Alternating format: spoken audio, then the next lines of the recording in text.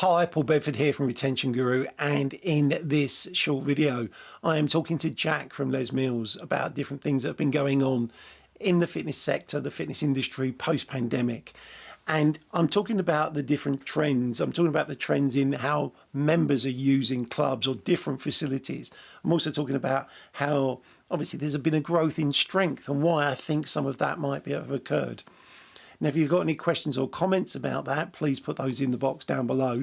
Alternatively, you can email me at paul@retentionguru.co.uk and I'll be happy to get back to you. For now, enjoy the clip and look forward to speaking to you again soon. Take care. Bye.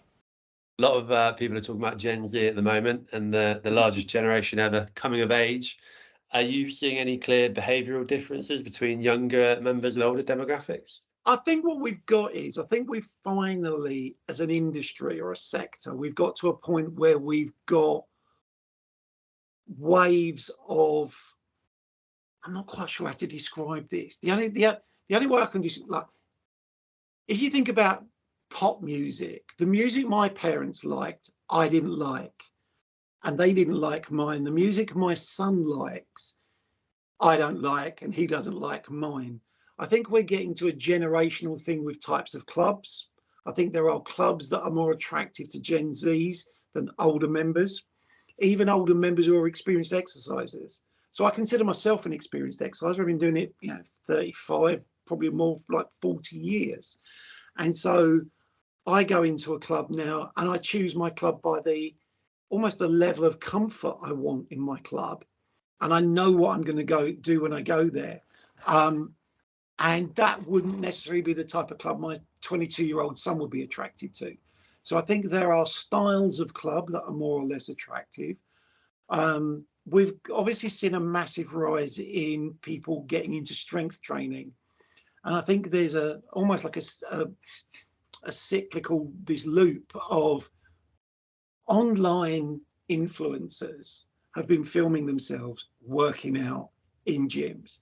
Some of the exercises, and certainly now from when I first started, the variety of exercises that you can do just like with your body weight is just phenomenal. When I started, it was like you did press ups, you did sit ups, you did star jumps, you did squats, and you might jump over something. Now there's probably 50 variations of those 5 exercises, all done very dynamically, and it's like, wow. So I think there's a much wider range of exercise. But I think that what was the point I was going to make? Sorry, I've lost track. So younger exercises are coming in looking to do that, but they're also videoing that. That was my point. They're videoing that. And so when people are looking for exercise, they go to YouTube and they see videos of people doing exercises in the gym, on the gym floor. And part of my sort of the cyclical loop is, why are they doing those types of exercises? Well, because you can video those types of exercises. You can't pitch up into the studio with a camera and a tripod and go, I just want to film the class I'm doing at the moment.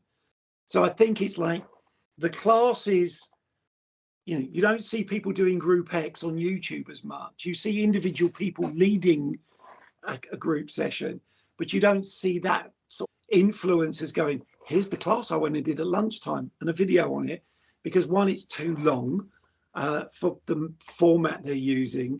Also, you can't take the camera in. So let me show you this variation of a burpee or the variation of press ups, or how I use cables. I think that's really influencing what the Gen Zs are doing, because it's the form of content they can see readily and then go and copy. It's called vicarious learning through watching. We've always done it in gyms. We've been working out, we watch someone else do an exercise we haven't done, we wait for them to leave, we give it a go. Now that's happening through our phones. It's being delivered through our phones. But I think as a consequence of that, Gen Zs aren't looking for support from some of the operators. It's like, I'm coming in with my phone, I'm going to follow that. And you might have floor staff, fitness staff, you might have personal trainers, but actually I'm going to follow this person, I'm going to do their workout.